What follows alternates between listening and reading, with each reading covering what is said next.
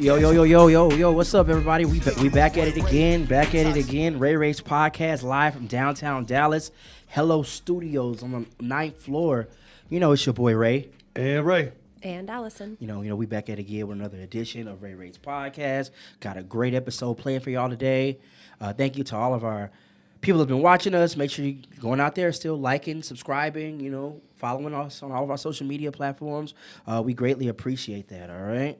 Y'all been doing all right? Yes, sir. Been doing fantastic. You know, now y'all back in town. I know y'all got the little travel book y'all had in y'all, but y'all back. Well, I'm about to leave again tomorrow, so. Well, you know what I'm saying? You exploring the world out there, Craig. The world. All right, cool. Well, you know, this is the part of the show. You know, we like to start off, you know, like to reset people's day, reset people's week. You know, you've been having a bad day. Let's start it. Let's control alt delete, you know, restart it. Y'all ready? Yes, sir. Ready. Okay. In case no one's told you out there today, you're beautiful, you're loved, you're needed, you're alive for a reason. Hey, you're stronger than you think. See, you're going to get through this. Hey, here, we're all glad you're alive, and don't give up. So, you know, keep those positive words in your mind. Like I said, you're training your mind for battle. And, you know, when hard times come and hard things come, you can just go back to those words, and I swear, I promise you, it's going to make things better, all right? Cool. Y'all ready? Y'all feel better after that? Y'all reset? Yes, sir. All right. All right, let's get into this, all right? So today, let me tell you who we got in the building, all right? Not only do we have a musician in the building, not only do we have a manager in the building, music executive, promoter, man of many hats, legend, you know, in the Fort Worth Hall of Fame. Shout out to our guy, Smooth Vega, in the building. Everybody give him a round of applause in the building. What's up? How you doing, man? Oh, they love you here. I didn't want to talk unless I heard that. You know what I'm saying? Yeah, they had to get them flowers real quick. There we go. I appreciate you for rocking with us today and coming in, man. How you doing? Doing good, man. How you guys doing? Man, we alive, so we're blessed, you know. That's really all that matters right now. It's been a long time coming. You know, I think we were supposed to do this interview like a year ago. Yeah, it was. It's been like a year. Man, it's probably been like exactly a year. It's been a little over a year, so we're here now, though, so trying to get the people what they want. Yeah, they say you never question God's timing, right? All right. Again, you know what I'm saying? I'll say congratulations on being inducted into the Fort Worth Hall of Fame. How did that induction make you feel learning about that, man?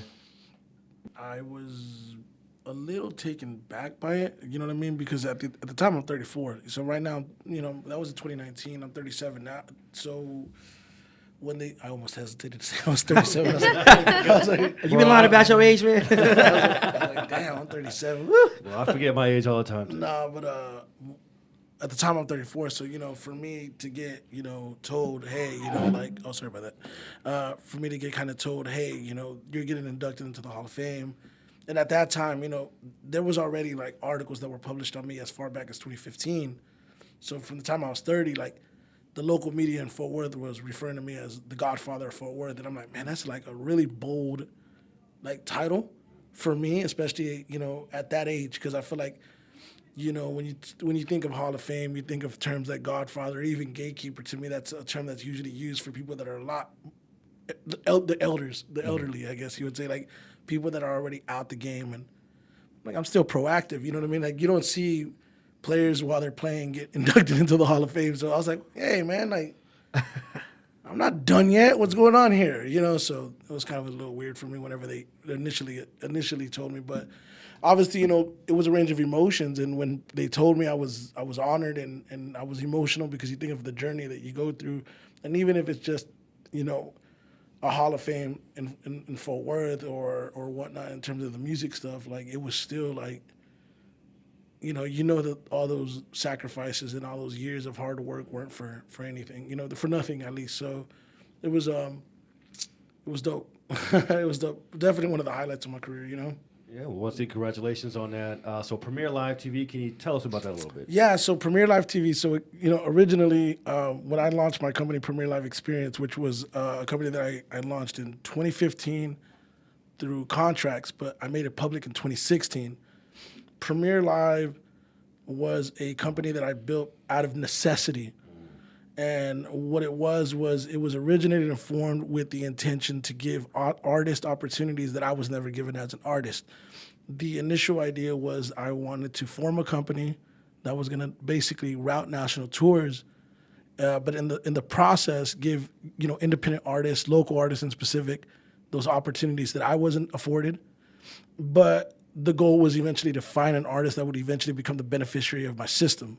I really wanted to learn that side of the business, but in the process, build a lot of relationships in doing so. What I realized pretty much in the first year was that local media would reach out to me for interviews and for, because they see me bring in national headlining artists and like, hey, like, what can we do to get the interview? And in the beginning, I was giving everybody interviews. I was giving the newspapers, the local blog sites, blogs or whatever, video blogs, the interviews. And what I realized pretty quick was that nobody was like redirecting the traffic to me or to the company.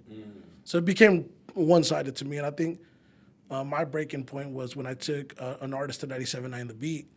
And I remember I took them there and they specifically told the artist when they walked in, like, hey, you can't mention the show on air, because we weren't running advertisements with them. But they were still taking the interview from me, and they were still going to publish the interview on their socials and be like, hey, we got so-and-so in the studio. And I had given them a handful of interviews. And then they're repurposing the content for YouTube. And I'm like, well, you're not even giving me any credit. You're not even like, salute to Smooth Vega, salute to Premier Live for making this happen. You can't even give us an on-air mention because we're not giving you, advertising dollars, but you're using my artist. And in my case, I was spending, let's say $10,000, $15,000, $20,000 on this headlining artist to come out. You're getting this interview. How does that benefit me? Yeah. So I started Premier Live TV to basically go, well, if I'm going to book the artist, I want to interview my artist that I'm booking. Yeah. So I launched in 2016 the first version of Premier Live TV, and I took a personality that that I thought had potential to do it, and I tried to get her to do the interviews. It didn't really work out. We did a handful of interviews back in 2016, and then I just iced the channel. And then I was like, well, I want to start Premier Live Radio, which is going to be like a podcast. I had all these ideas, and finally, we around the end of 2019, going into 2020. I had started getting into doing my own podcast, and my man Kyle Elrod, aka Mo, First Eye Media, he saw what I was doing, and he was like, "Man, look, dude, like I want to bring this to life." I said, well, "What do you have in mind?" And it was his idea, his concept to basically say, you know what, I see what you're doing. I think this can be bigger than what you think it can be. Let's do a video podcast, and that's what led for Premier Live TV to really like start. And here we are. I know it's a long ass answer, but it's all right. But that's the way it got formed. Basically, I got tired of giving everybody free shit. That's the short answer. You know what I'm saying? No more free shit. No more freebies. But I mean, no more free shit, really. But I mean, I think you can kind of understand my angle behind it because like I don't want to be anti, industry or anti-establishment, but at the same time, I can't allow myself to give and not get something in return, especially something as much of just a head nod gesture. Like, hey, I appreciate it. Yeah. That was it for me. Okay. So to start the interview, I mentioned all the many hats that you wear. Mm-hmm. One of those hats that I did not talk about was I know you are social media manager. Talk to us about that aspect of what you do. Yeah, so, I've been doing social media management before it was called social media management, right? Like, obviously, social media to me it's really technically in its infancy, right? Mm-hmm. The internet's only been around maybe 20, 25 years, like, strong. But I formed my website in 2002, so I've had my smoothvega.com for 20 years. Back then, we used to promote our websites different. I used to have like a guest book. So I used to go on social media platforms, like a lot of like the community-based sites like Mi Gente, C-Pixel, eventually MySpace, and I would advertise. So I just kind of learned how to promote through social. And that's actually what, the first variation of me being a promoter started there. But man, as far back as I can remember, we used to do social media management. I had a friend of mine who passed away last year that, he did graphics and he was doing a lot of MySpace pages at the time, and then eventually that transitioned into me doing like Facebook management for people. So I've been doing that now for a very long time, and I've built a lot of people's platforms. I run YouTube channels, TikToks, Facebook pages, Instagram pages, and it's not just about content strategy and content uploads. It's also content creation. And man, it's probably one of the things that a lot of people don't know that I do. because there's an art to social media engagement. And I feel like if you want to be taken serious, especially in today's, climate, in today's day and age, you have to have I don't necessarily think you have to be savvy with it, but I think the more that you know, the better that you're going to be able to position your product and reach the masses. So I've really enjoyed that aspect of it, but I also think it's something that nobody has any idea that I do, and certainly not to the extent that I do it, because I'm legitimately not just, posting. I'm strategizing and figuring out, it's about reading the room a little bit, like if it's Hispanic Heritage Month, well, guess what we're going to do? Yeah. Hispanic Heritage content, like, oh, today's this day, okay, we got to post this day, like really just understanding how to get people engaged and really, mastering the art of like call to action from a product perspective, Yeah. Oh, well, that's dope. That sounds like a lot of fun too. I mean, it's a lot of work, but hey, like you were saying before, you don't want to give out freebies anymore. So keep that strategy to yourself, But I had a question for you. You've interviewed a lot of really well-known people. Who are some of your favorite people that you've spoken to, and like what got you into doing interviews? I think, what got me into it is kind of an extension of what I mentioned to you. So I had attempted to start a podcast project called Premier Live Radio in 2017, which, by the way, the original version of that was supposed to feature Stephanie, who's someone that you actually interviewed. Yeah. And at the time, she was working for me. No, it was beginning of 2018. We were going to do like a Premier Live Radio project, and then we ended up not doing it. And so whenever we ended up not doing it, I ended up saying, okay, well, whatever, ice that. And then 2020 came around, the pandemic stopped everything. And then I started Premier Live Radio, and I took 3 personalities, and I just wanted to be executive producer. I never really had aspirations or intentions to be on air. But when I finally decided to get into doing on-air stuff and started doing interviews, I found myself really enjoying conversations. Because it's really not interviews as much as it's conversation, right? Yeah. So when I started doing the interviews and some of the people that I've had conversations with, like, there's so many people that I can say, like, I've had some really deep conversations with Chris Perez, which is Selena's widow. That's probably one of my favorite interviews. It's my most viewed interview for sure. That one was deep.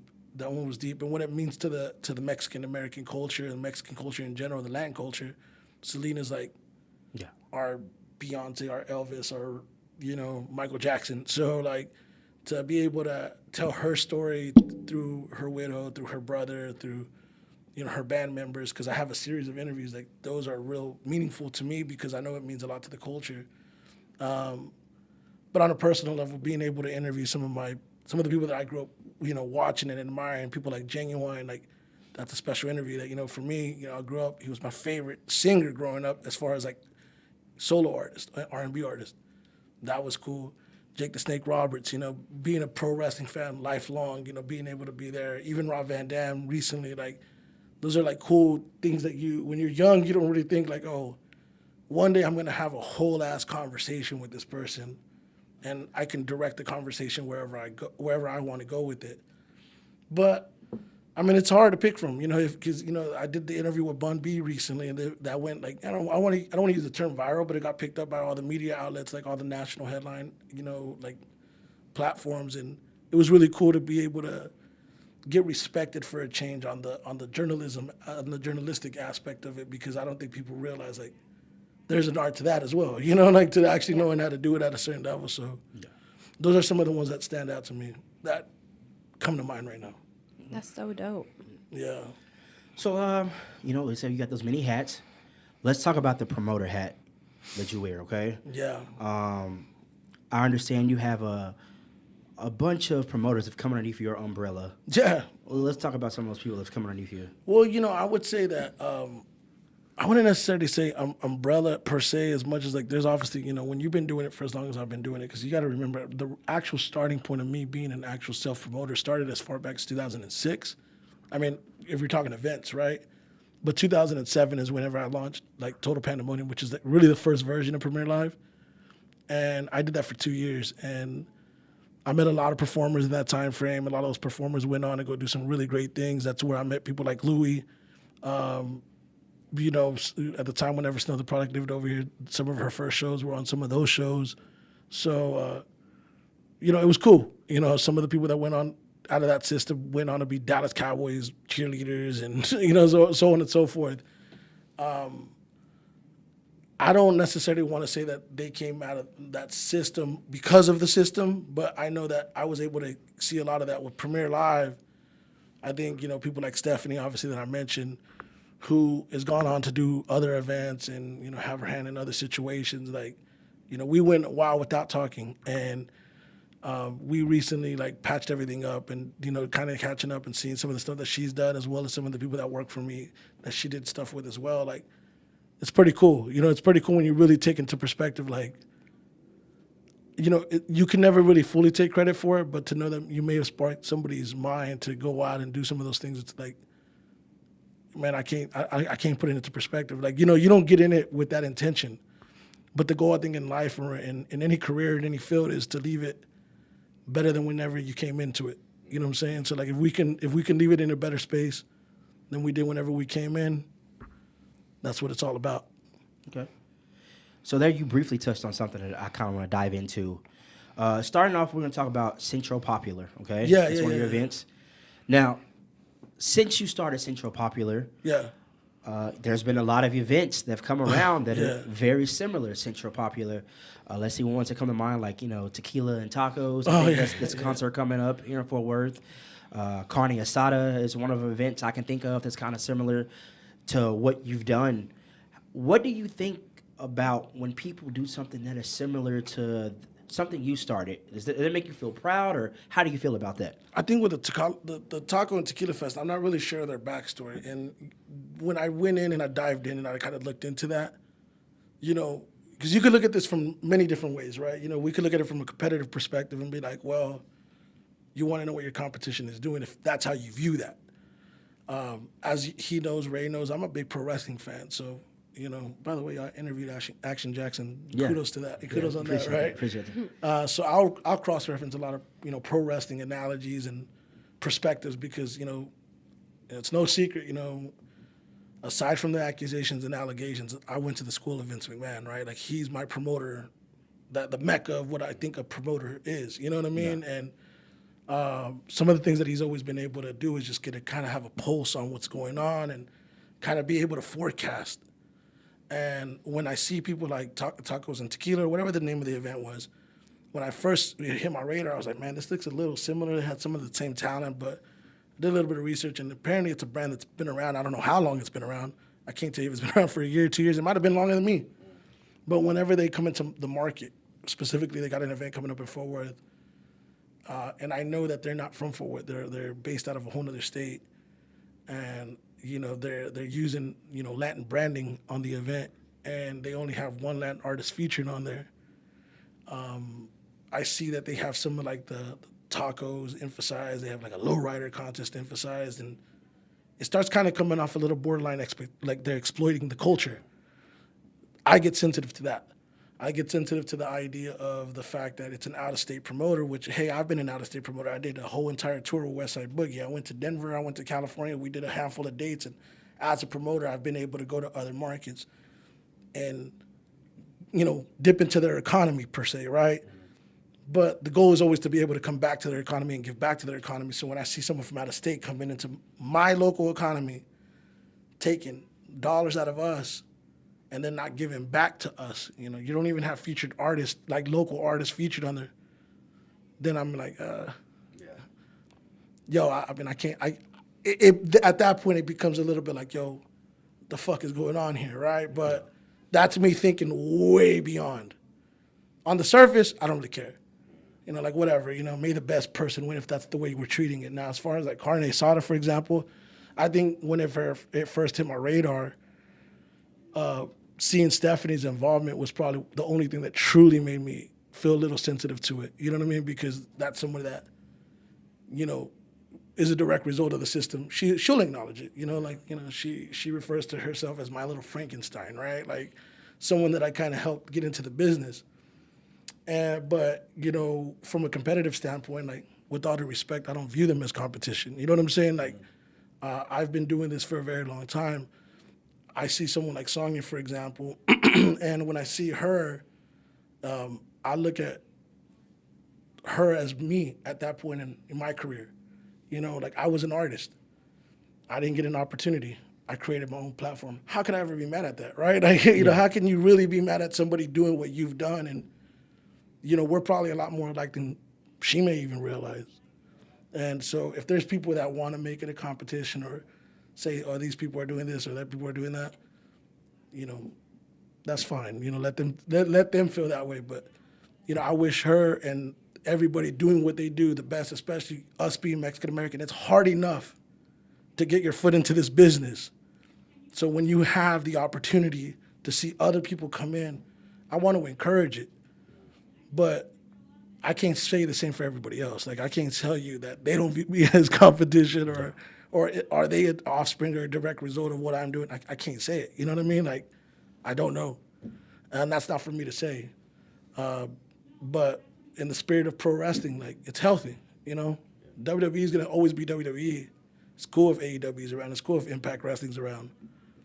But there's still only one WWE. So, you know what I mean? Like, Facts. you know what I'm saying? Like, so that's just the way I look at it. But no, I mean, in all honesty, like, I do want to encourage people. Like, I just look at it like from the perspective, like, I'm in spaces and I've navigated in spaces, and I've been fortunate enough to have a lot of relationships and be in rooms and buildings that a lot of people aren't afforded the opportunity to be in, haven't got the chance to be in, and would probably love to be in. So at that point, you know, it's probably better to learn from me than to compete with me. Yeah. It's better to have a relationship with me than try to compete with me. Some people just let ego get in the way. They let other people influence their decisions. And if you're really about the business and you truly care about the betterment and the growth of your business, you'll see past that. And I've always seen past that. In the spirit of pro wrestling, Vince McMahon, Triple H, I'm always going to do what's best for business. Facts. There you go. Yeah. So next question here is, can you talk to us about your relationship with Rock Nation? So the situation with Rock Nation, you know, obviously XB Valentine, who's an artist that you guys, you know, interviewed or going to interview.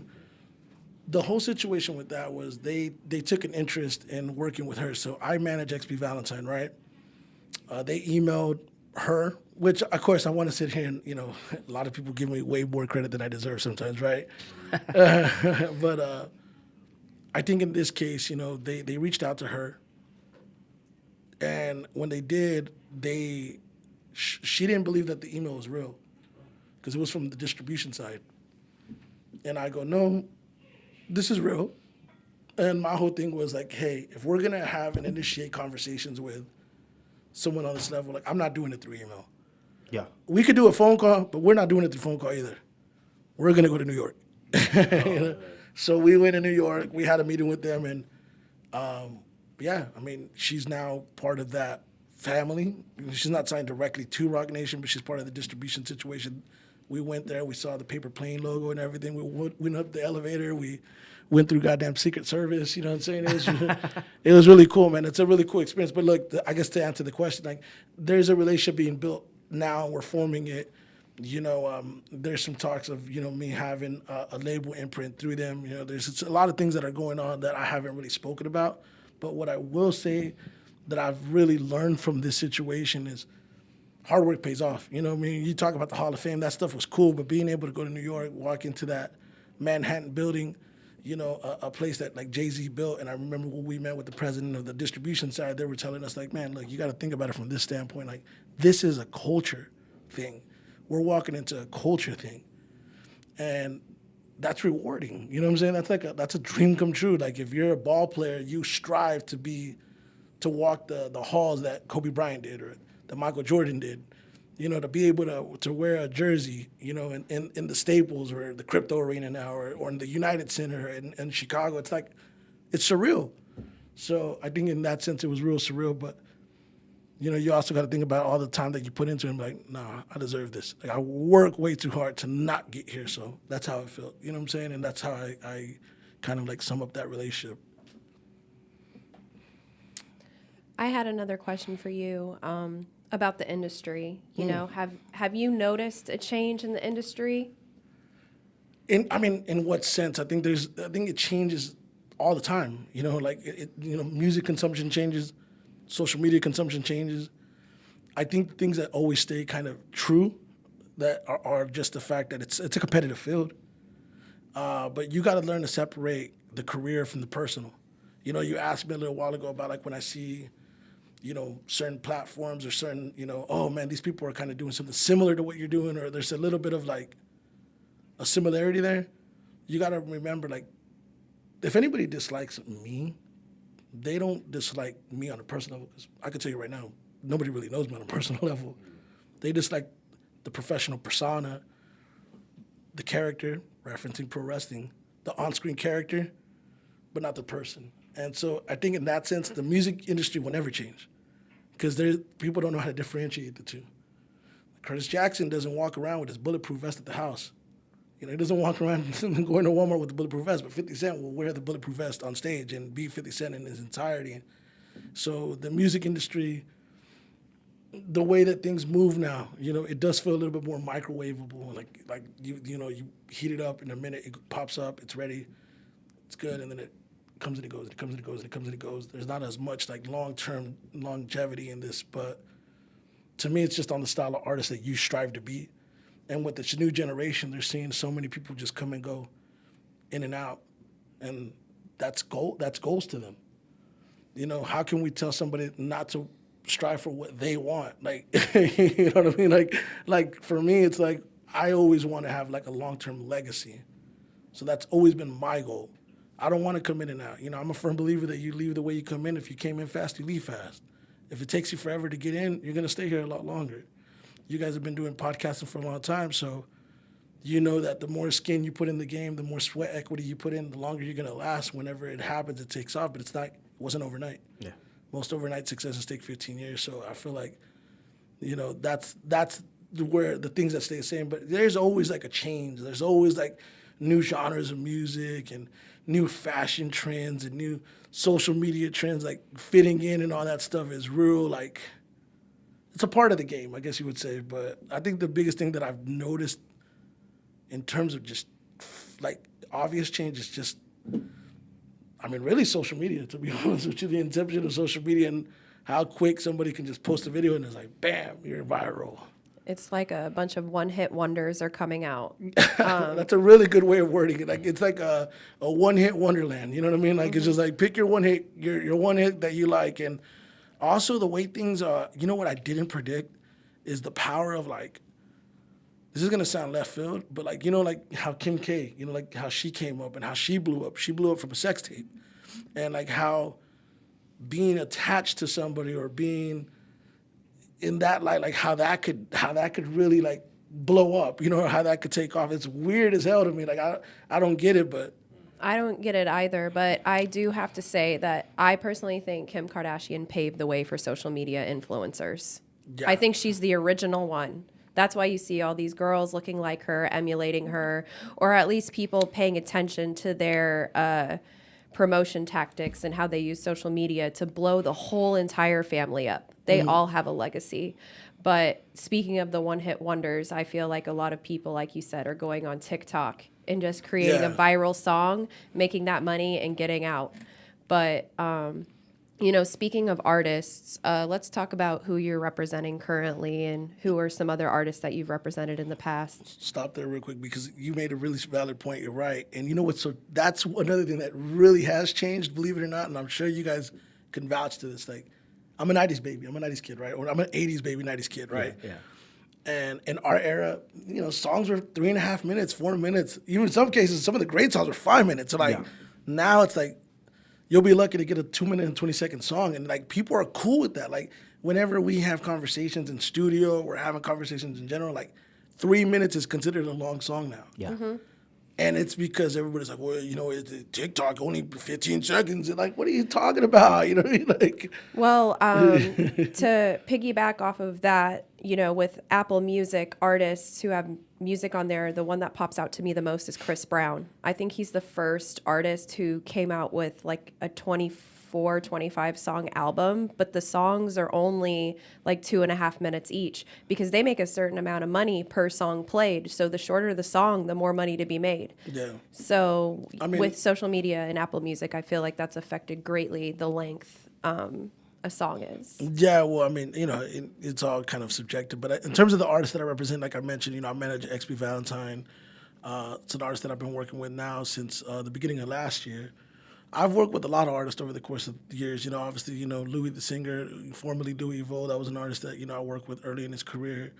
There's other artists, that I really, really can say that I've managed, though.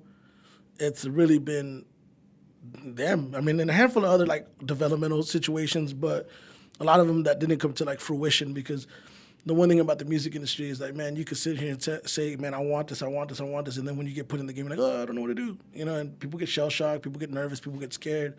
It takes a certain level of commitment, a certain type of individual to be able to be committed at this level. You gotta know what you want. And I always tell people, you can jump in a car, go 100 miles per hour, but if you don't know where you're going, eventually you're gonna run out of gas. You gotta know your destination. You have to have a want for this. Skill can be taught, the want cannot, so you could teach somebody how to create music, how to record music. You can't teach them to want it or to show up and to constantly go after it. That's something that just has to be in you or not. I think now as I'm moving into this next phase of my career, which is the music executive aspect of it, there's a lot of talent that I'm looking for. I'm constantly always like, if I see something that stands out, I'll look into it, but I don't want to necessarily jump into working with people that I don't have a personal relationship with because it's a marriage. You're not going to get into a real relationship with someone you don't know. You could be attracted to somebody, like, on a working level, or even, if you're using the dating analogy, you can be attracted to somebody, but it's just physical attraction. It's just attraction. There's no real depth to that. And so I try to work with people that I understand, that I know that I'm going to be able to mold, develop, and coach. And I have a few people right now that I'm looking at that I feel that I have that with right now. But until the time's right, I don't want to pull the trigger on them because I don't want to do a disservice or an injustice to these artists. But I am getting closer and closer to the point where I'm like, yeah, I want to do this. Because it's about creating the narrative of being the executive and really, I think to anybody's point, like working with XB Valentine, for example, I didn't discover her. You understand what I'm saying? Like, yeah. She was already working.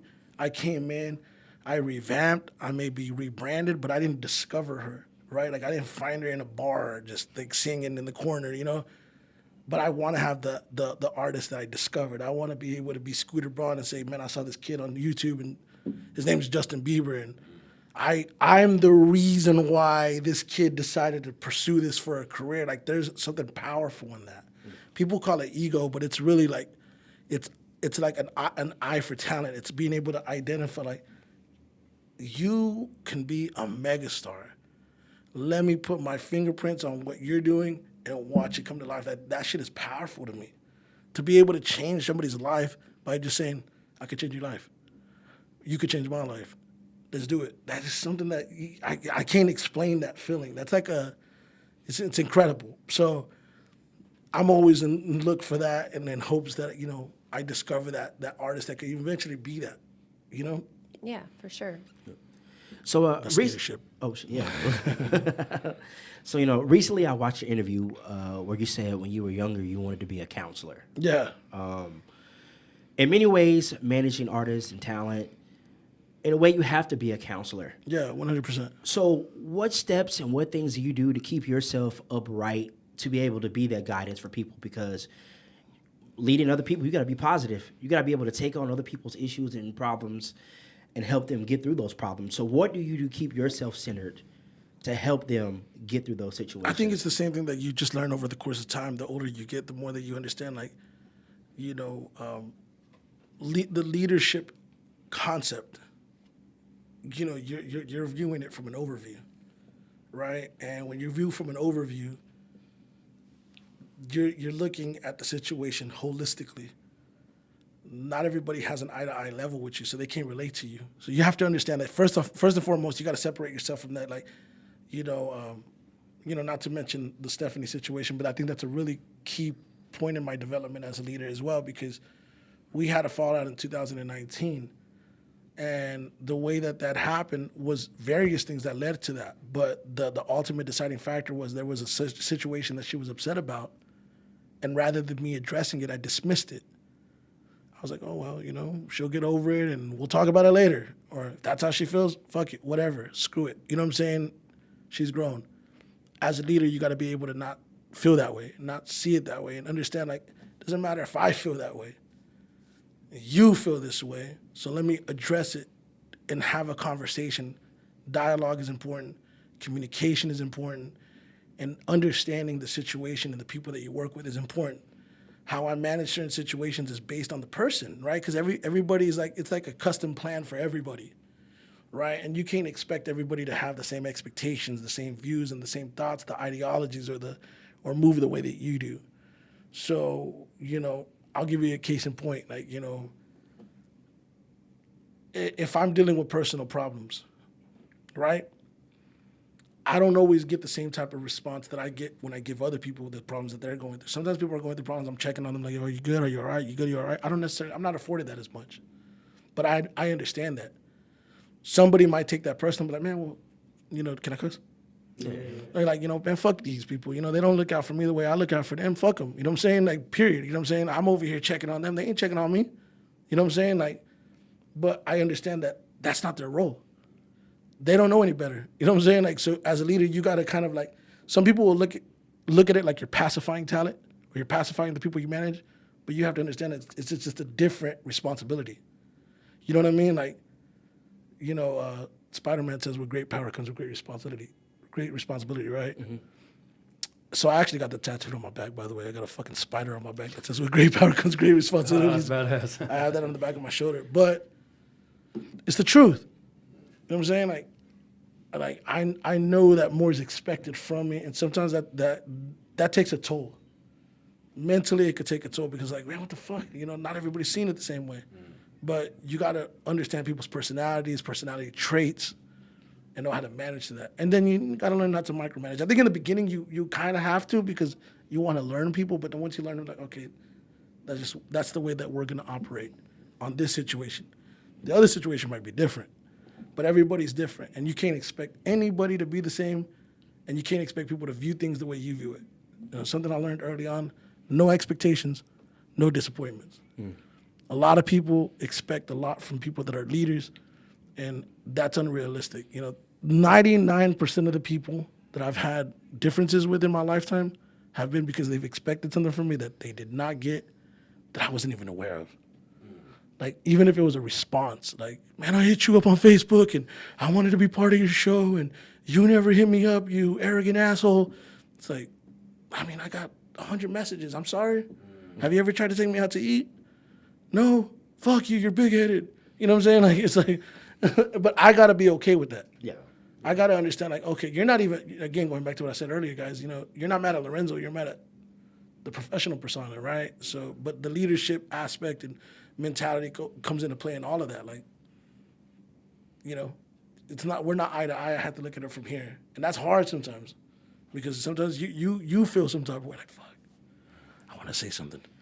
But you can't, you know what I mean? You can't. Okay. So this next segment of the show is called Slow down, I just want to get to know you. Slow Down, we just want to get to know you. This is where we can kind of ask you some personal questions, kind of get people really to know you. To know you. And also, the Slow Down segment is brought to you by Lyrically Correct.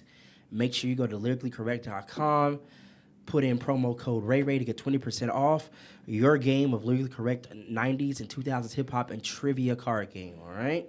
So you ready? You ready for the Slow Down segment? Yeah, all right. So we're going to kick it off like this. So you put together a lot of events, okay? What would your dream lineup be that you could put together? And do you have a dream venue you would like to have that at? I think the dream venue, I think anybody's goal growing up would be, just because of the mystique and the allure, would be selling out Madison Square Garden, right? Mm-hmm. And Madison Square Garden is just to say that you did it. That's really more of a brag. But for me, I think AT&T Stadium is something that, we should all eventually want. Like seeing Bad Bunny do what he did a few weeks ago there, I was like, wow.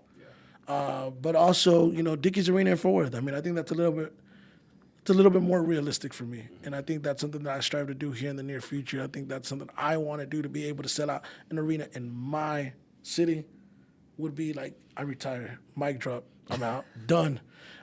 Dream lineup though, you know what, that's tough because all the artists that I would want to put on a show, I know it's a dream lineup, don't perform. Like Dr. Dre doesn't perform, Eminem doesn't perform like that, so it's hard, right? So you know, It's okay. Just who would be in your lineup? I mean, Tupac, you know what I'm saying? Tupac, Eminem, and Dr. Dre and Snoop Dogg. I think I'm cool with that. Like, you know, and but I mean, I think something that's realistic would be like Missy Elliott. I think Missy Elliott would be someone I've always wanted to work with, someone I would want to book and one day work with on that level. It's for sure. But or Boyz II Men and Jodeci. I mean, those are my two favorite R&B groups growing up. If I could put them together, that'd be it. I could mic drop on that level too, you know? Let's manifest that. Make that happen. I'd be there. I'd be there for that. Yeah. Now, would you get all 4 members of Boyz II Men back? Because you know there's only 3 of them to perform right it's now. been only 3 for the last like 20 years. I think it'd be hard to get the 4th member, but it would be really cool. It would be cool if I was the 4th member. You know what I'm saying? Like if, you know, because really the 4th member was just a sexy voice. Right? He's like, yeah, girl. They're killing it in Vegas. Are they? Yeah. Yeah. No, I'm. Boyz II Men was my favorite group growing up. And see, you know, now that my brother's gotten a little sick, I kind of, you know, I'll be reminiscent sometimes. And my brother's 6 years older than me, and so we used to take our music so serious. Like, I remember in the mid '90s or in the early '90s, my bad. We used to have our closet, and we would like tag our closet like we were fucking gang members, right? And I would put Boyz II Men, and he would cross it out, and he put Jodeci, and then we would have a list on our closet. It was like Jodeci, Boyz II Men, and it was like so. It was like those were our favorite groups. So Well, answer the question. Who would you choose? Boyz II Men and Jodeci nowadays. Now being an adult, listen to both bodies of music. Who would you choose? Boyz II Men or Men's Jodeci? catalog is better than Jodeci's catalog, but Casey and JoJo with Jodeci, I would lean towards Casey and JoJo and Jodeci because the Casey and JoJo catalog stretches Jodeci's catalog. Does that make sense? Yeah. So like with Jodeci by themselves, it's not to me. It's not really close. I love Boyz II Men's music, but with Casey and JoJo, I like more Casey and JoJo's material today as an adult than I do Boyz II Men and Jodeci's content. But they're still Jodeci, so it's like. And then as a result, I like Drew Hill, and Drew Hill to me is a Jodeci ripoff. You know what I'm saying? I told Cisco that in the interview. I'm like, yo, because you know, like, and I mean, I don't mean that in a disrespectful way. Yeah. But Cisco self-admittedly, he's like, yo, we wanted to be Jodeci, and you could fucking tell. You know what I mean? Yeah. And you could tell Cisco tries Ooh, to. yeah. He does his runs identical to Casey. You know what I mean? Like he's like a little Casey. So yeah, for me, that would be it. You know, it's crazy though. Like this new generation has no idea about those artists. I feel like I'm talking about the Temptations. Like, yo, in my time, I had the Temptations, you know? All right. So, you know, we mentioned, you know, the wrestling references Yeah, earlier man. and stuff earlier. So I've noticed you've been around one of my personal favorite wrestlers, MVP. You know, Yeah. shout out MVP. I talked to him yesterday. Also, you've interviewed multiple wrestlers, most recently including R-Truth. How did you develop those relationships? Also, do you have a favorite wrestler of all time Oh, yeah, of course. and a Come on. favorite match of all time? Hell yeah, man. Dude, I'm a big pro wrestling fan. It's interesting because, you know, now that I'm older, I'm 37 years old, I've been in the entertainment business for really 20 years now, right? Like, a little under 20 if you want to be technical. But, I mean, my passions were music, wrestling, and boxing, and I've been able to do things in all of those spaces. And when people like ask me, like, you know, I remember growing up, this is a dream come true. Like, I'm living my dream. I might not be a millionaire, but I'm legitimately living my dream because, you know, going to WrestleMania this year, you know, I went to the arena. My son is 11 years old. I almost forgot how old he was. My son is 11 years old, and we went with MVP to WrestleMania. So, you know, to have that wristband, to be able to go in with the talent, like, it's like, wow, this is really surreal, you know, because I'm a fan at heart, no matter what. But yeah, I mean, how I got cool with these guys is just through networking, man. Like, I met MVP through Chino XL, Immortal Technique, and Poison Pen. We were doing a charity event for Hurricane Harvey. And when we went to Houston to go disperse the funds for that event, they're like, oh, by the way, we're going to MVP's house. And I'm like, MVP who? They're like, oh, you know, the guy that was arrested on WWE at the time. He wasn't on TV. He was just doing independent bookings. Yeah. So I met him then, and then we just maintained a relationship. And he was like, my favorite rapper is Rakim, the God MC, and I happened to book Rakim. And so whenever he came into town, I introduced MVP to Rakim, and he was like, dude, I'm forever indebted to you. That's my favorite rapper of all time. Like, you introduced me to the God MC. Let me return the favor. So then a few months later, the WWE was in town. I'm like, hey, my kids are big fans of the Usos. Can you introduce them? It's like, I got you. So then that's just how it started. But in between all of that, I just know how to network, man. Like I mean, this goes back to the early 2000s. You know, I just knew how to compose emails, and I met R-Truth through just networking, and then I was able to work with Impact Wrestling, and MVP introduced me to a lot of the guys. I did a toy drive with Chris Jericho. I met Chris Jericho through MVP. And yeah, I mean, one thing led to another, and like I've met all these guys. Like a lot of those guys follow me. Jericho follows me on Instagram. Rikishi follows me. I've interviewed RVD. I've interviewed Tessa Blanchard. I'm really good friends with Tessa. I know that a lot of people give her a bad rap, but she's really good. She's good in my book. You know what I'm saying? She's been nothing but good to me. And yeah, man. I mean, it's cool. My favorite wrestler of all time. Depends on the era. Growing up, Hulk Hogan, because when you're a kid, that was like he was the fucking real life action hero. Now that I'm older, don't really care for him. You know what I'm saying? Especially after all the stuff. Yeah, after all the racist all the stuff. controversy and stuff that came with Hulk Hogan. Like, black community ain't really rocking with Hulk Hogan no more. Yeah, no, he's a flat out racist. There's no way around that one. But in the 90s, I was big on Razor Ramon. Rest in peace. And then eventually, The Rock. But Undertaker's probably like top. You know what I'm saying? Yeah. Favorite match? The Rock versus Hulk Hogan. You know what I'm saying? As much as you could say whatever people want to say whatever they want about Hogan. That match to me, because people don't understand the fascination with me in pro wrestling. It's like, I get it, it's not real, right? People, it's fake. Like, okay, we get it, it's theater, right? It's a big ass soap opera for men, but the art of performing. And when I interview Jake the Snake Robertson, like, he'll tell me, man, my job as a performer is to masturbate the public's emotions, and that's a really vulgar way of wording it, but I understood what he was trying to say, and to know and to get that type of reaction. And when you're a performer on stage or on any level, whether you're a comedian, a rapper, a singer, a pro wrestler, you'll know when you're having a bad show.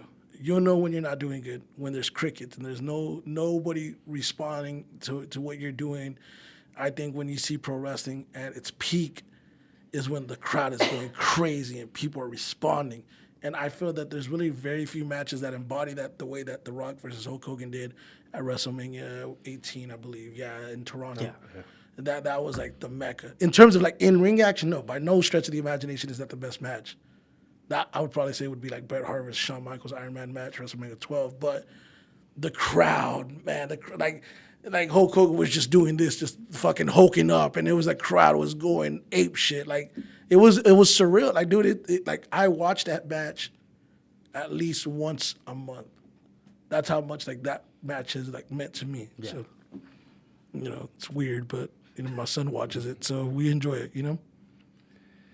All right. What's the best advice you would give your younger self? I would just say, don't be a know-it-all. Be open to direction, learn. I think the thing that I could tell myself as a younger version of me, or someone out there that might be a younger version of me now, or somebody that's just watching that wants to learn, is like, yo, man, be open-minded. Like, not to sound cliche, but knowledge is power, right? The best. In order to be a great teacher, first you got to be a great student.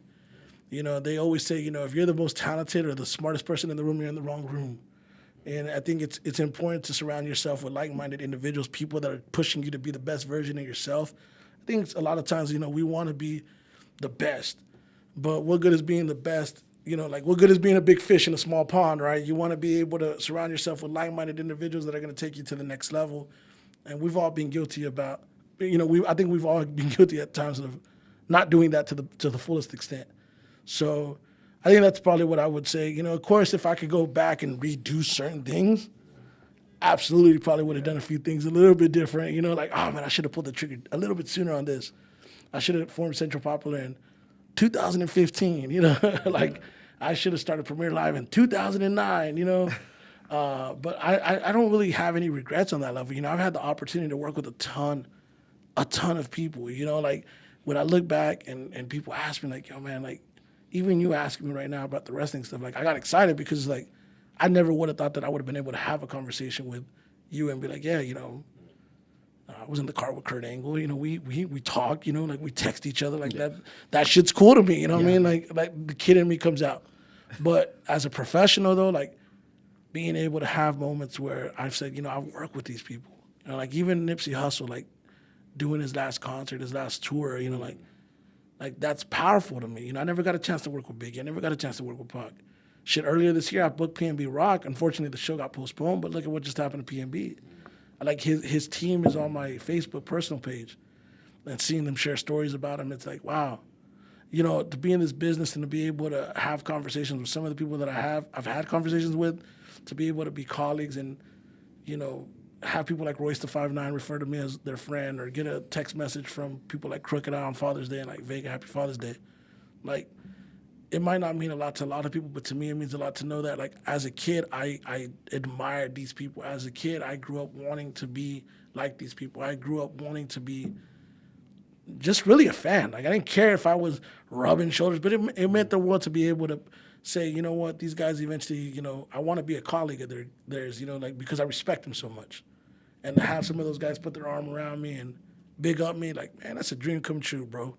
How could I ever be mad? You know what I'm saying? Like, nobody knows the sacrifices and all the things that go into that stuff. So I think that's the biggest misinterpretation to me. They see the persona online, they'll see the guy with the shades, but they don't know all the stuff that went into it. So, yeah, man, I would definitely tell the younger version of me, just fucking don't be a know-it-all, but be prepared for what's going to happen, because it's going to pay off. You actually touched on my next question. Sorry. I was going to ask you. No worries. No worries.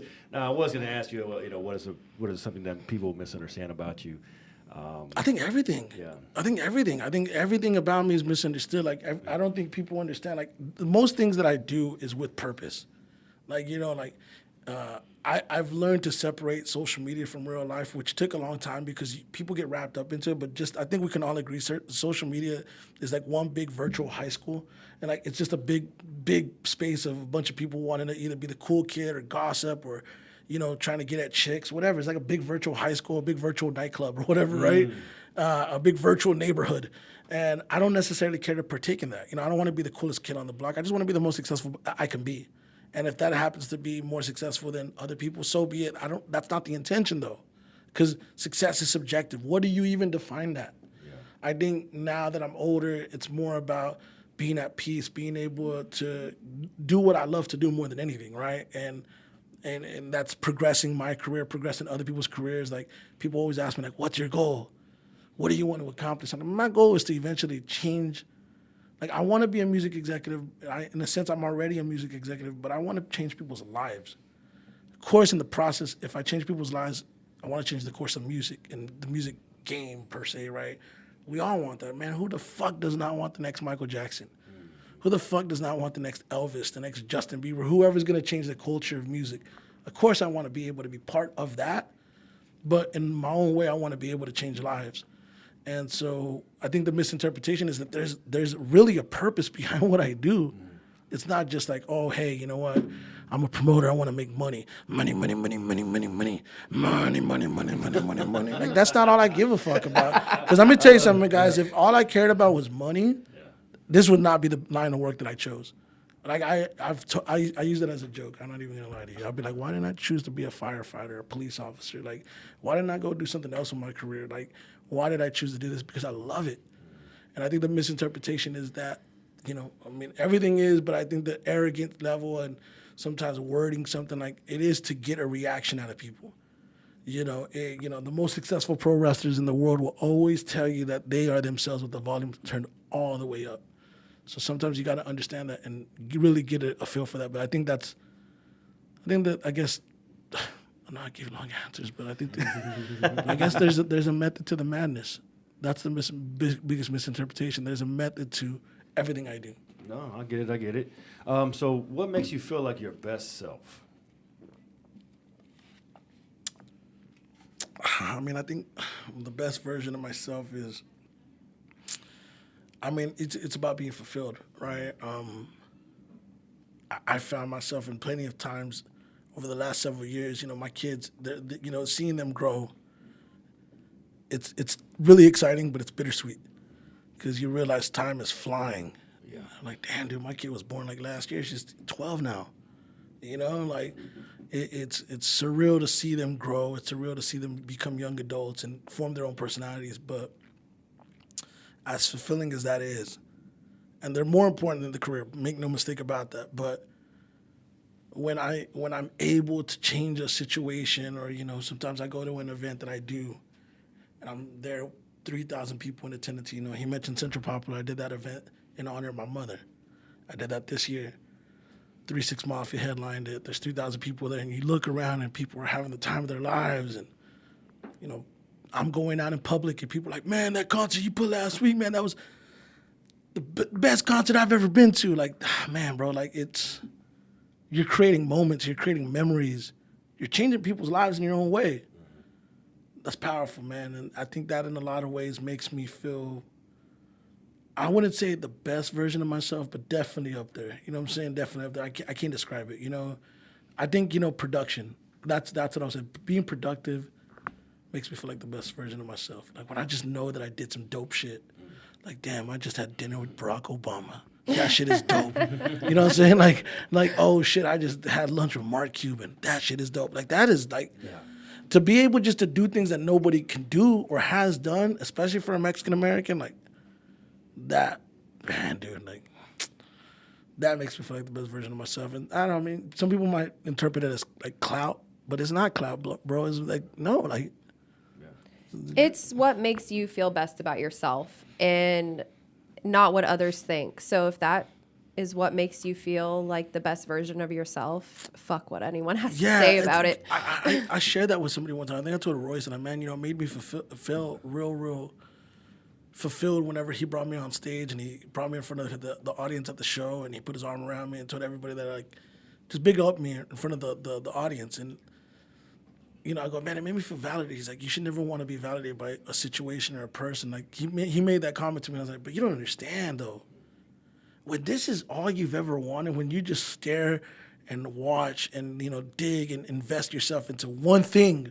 Like, I didn't grow up wanting to do anything other than music. Like, I didn't watch movies like everybody else, and I wasn't into, like, some of the same things that everybody else. I didn't party. I've never drank, never smoked. I watched VH1 Behind the Music. My addiction was trying to do this. God damn it, you don't understand. That's hard work paying off to me. You know what I mean? That's really being able to say, I saw, I came, I conquered. I wanted to do this. And there's still way more to go. I feel like I'm 30 to 40% there. Like, I'm not 100% there. But to some people, they're like, you're 100% there. You've overexceeded. I've overachieved, because where I'm from, especially the neighborhood that I come from, like people didn't believe that it could be done. Certainly not for me. I wasn't the most talented rapper growing up. I wasn't I wasn't cool like everybody else. I didn't have that cool factor. I didn't look like a rapper, didn't necessarily sound like a rapper. I developed, but man, to be able to say, I did what y'all thought I couldn't do, to Allison's point, fuck y'all. You know what I'm saying? Respectfully. Facts. Nah, but it was cool though, you know what I mean? So I always like to end an interview with, I like to end each interview with this question, all right? What do you want people to take away from this interview? Man, what I want people to take away is whatever they choose to, but I would love for them to be inspired. That's what I want to be. You talked about the counselor stuff. You talked about the leader stuff. Lead by example, Not to get religious, guys, but my mother, who passed away in 2009, would always tell me that, one day she wants to be a missionary. She wants to go to Africa and feed the people in need. That was her idea of being a missionary and giving back and doing God's work, which in my opinion, she already did God's work. You know what I'm saying? Like, I'm a testament to that. Yeah. You know what I mean? Like, but when I think of that, I always go, well, all of us in our own way are here for a purpose, and we just have to find what that purpose is. And our missions are all different, but we all have a purpose, and we all want to give people something to take with them, whether it be our children, whether it be a relative, a friend, a significant other. And so I want people to take from this interview that hopefully something I said within here could inspire them to do more, because then if that's the case, my purpose has been fulfilled. Facts. Mic drop. Amen. Jesus, I didn't know that I had that one in me. That's going to be a good clip right there. My mother, in somehow or another, I got some divine intervention going on here, That was cool, though. But yeah, I appreciate it. Real quick, I want you to shout out all the social media pages you want people to follow or follow you, all your businesses. Shout all those out for us real quick. Smooth Vega, one word, SMOOTHVEGA. That's Smooth Vega. Instagram, TikTok, Facebook, it's Smooth Vega 85. I have blue checks on both of them, not to stunt, not to flex, but I do, so you'll know who I am. And then on YouTube, Premier Live TV. Okay. And then I have smoothvega.com, premierliveexperience.com. Nothing Beats Experience is the name of the talk show for, that I have on Premier Live TV, which, I have all the interviews that you mentioned. You can actually hear audio version on Spotify and Apple as well. So if you're not a visual person, you just want to listen to me in the car, there you go. And man, Premier Live Experience. I mean, like I don't really update the Premier Live stuff. I've made more of an effort over the last year and a half to focus more on personal branding. The future Premier Live is always going to be there because I built it, but I'm more focused on Smooth Vegas. So just stay locked in with my social, and you'll find all the stuff that we're doing, all the events coming up. I have some really good ones coming up in January. I'm going to share with you guys off the air. No breaking news today. All right. But yeah, thank you guys so much. And I'm glad that I finally got the opportunity to get up here. I'm sorry it took a year. It's all right. We're all right. You know what I'm saying? We're here. But we're here. And man, hopefully it was good. I was a little off. I fell down before I came up here. It's all right, man. You know what I'm saying? I earned my stripes on this podcast. Hey, but, you know what I'm saying? but you fell, but you got up. Yeah, exactly. So I appreciate you guys. Real quick, want to shout out one of our sponsors real quick. Shout out to Elite Pro Power Washing. Any of your power washing needs, you need the fence cleaned, you need the chimney cleaned, need some cement cleaned. You got some, hoodlums doing the graffiti on your property. You need it cleaned up. Graffiti taking off the closet walls. Yeah. Go to EliteProWashing.com. Tell them Ray Ray's podcast sent you, all right? Man, so, it's been a great interview. Thank you, Allison. Thank you, Jeray. Oh, I'm sorry. Ray Rock. Hey, you put my government name out there. Oops. My bad. You're all coming. good. Scammers are coming for you now. Scammers coming for you. Scammers gonna be scamming you, all right? You know what I'm saying? This has been a great episode of Ray Ray's podcast. And we gotta end with some positive words. Tell yourself, I will boss up physically, I will boss up mentally, I will boss up spiritually, and I will boss up financially. Invest in yourself. This is your boy Ray. And Ray. And Allison. And this is Ray Ray's podcast. We're out. Hey, get money all